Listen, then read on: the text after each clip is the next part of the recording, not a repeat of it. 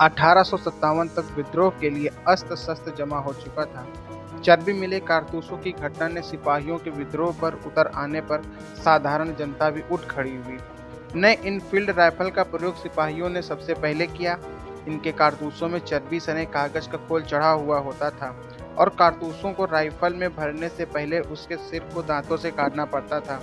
इस खोल में गाय और सूअर की चर्बी का इस्तेमाल किया गया था। इससे हिंदू और मुसलमान सिपाही आग बबूला हो गए।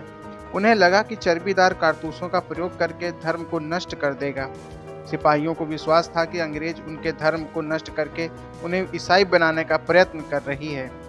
अब बगावत का वक्त आ चुका था। विद्रोह का आरंभ 10 मई 1857 को मेरठ से शुरू हुआ और फिर तेजी से फैलता हुआ उत्तर भारत में फैल गया और जल्द ही उत्तर में पंजाब से लेकर दक्षिण में नर्मदा तक, पूर्व में बिहार से लेकर पश्चिम में राजस्थान तक एक विस्तृत भूभाग इसकी चपेट में आ गया। मेरठ में विद्रोह के शुरू होने से पहले ही मंगल पांडे शहीद हो चुके थे। मंगल पांडे एक नौजवान सिपाही थे जिनको अकेले विद्रोह करने का साहस था। अंग्रेज अधिकारियों पर हमला करने के जुर्म में उन्हें फांसी दे दी गई। उन दिन था 29 मार्च 1857 का। फिर इसके बाद मेरठ में विस्फोट हुआ। देसी घुड़सवार सैनिकों के लोगों ने चर्बीदार कारतूस लेने से इनकार कर दिया, जिसमें अंग्रेजों ने सिपाहियों के बर्खास्त करके जंजीरों से जकड़ लिया और बुरी तरीके से शारीरिक यातनाएं दी। इससे आहत होकर मेरठ में तैनात भारतीय सिपाहियों में एक आम विद्रोह भड़क उठा। अगले ही दिन 10 मई 1857 को अपने कैदी साथियों को छुड़ा लिया और अपने कुछ अधिकारियों को मार डाला और एक बहुत ही बड़े विद्रोह का बिगुल बज चुका था। सूर्यास्त के बाद दिल्ली की ओर चल पड़े और वहां की पैदल सेना उनके साथ मिल गई और शहर को घेर लिया। बाकी सिपाहियों ने बूढ़े और शक्तिहीन बहादुर शाह जफर को भारत का सम्राट घोषित कर दिया। सिपाहियों के कहने पर बहादुर शाह जफर ने भारत के सभी राजाओं और सरदारों को पत्र लिखा कि अंग्रेजों से लड़ने के लिए एक महासंधि स्थापित करें। जल्द ही बंगाल की पूरी सेना विद्रोह में शामिल हो गई। जल्द ही इंदौर के अनेक फौजी विद्रोही करके सिपाहियों से आ मिले।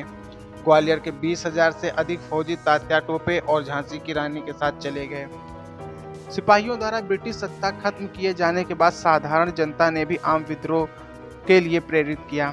साधारण जनता भी हथियार लेकर उठ खड़ी हुई और कुल्हाड़ी, तीर, धनुष, लाठियों और हंसियों से देसी बंदूकों के साथ लड़ती रही। मरने वालों में से सिपाहियों से ज्यादा आम नागरिक थे। 1857 में अंग्रेजों ने विद्रोह को कुचलने की कोई कसर नहीं छोड़ी। अंग्रेजों ने सिर्फ सिपाहियों को ही नहीं दबाया बल्कि गांव शहरों में निर्मम तरीके से लड़ाई को जारी रखा। गांव जला दिए गए। निर्दोष लोगों को जबरदस्ती फांसी पर लटकाया गया, जिससे ना तो मुकदमा होता और ना ही कोई इंसानियत बची थी। 1857 के विद्रोह के प्रमुख केंद्र दिल्ली, कानपुर, लखनऊ, बरेली, झांसी तथा आरा थे। मात्र कहने को ही विद्रोह के नेता बहादुर शाह जफर थे, परंतु वास्तविक नियंत्रण सैनिक समिति के हाथों में था, जिसके प्रमुख जनरल बख्त खां थे। बख्त खां ने ही बरेली का नेतृत्व किया। नेतृत्व में सबसे कमजोर कड़ी बहादुर शाह जफर ही थे। इनका कमजोर व्यक्तित्व, उनकी अधिक आयु और नेतृत्व के गुणों का अभाव, इन्हीं कारणों से विद्रोह के प्रमुख केंद्र में ही राजनीतिक दुर्बलता आई, जिससे विद्रोह को अकथनीय हानि पहुंची। कानपुर में विद्रोह के नेता नाना साहब थे। सिपाहियों की मदद से अंग्रेजों के शहर के बाहर खदेड़ दिया था। नाना साहब ने स्वयं को बहादुर शाह का पेशवा घोषित कर दिया। नाना साहब की ओर से लड़ने का मुख्य कर तात्या तोपे के सिपाहियों पर था।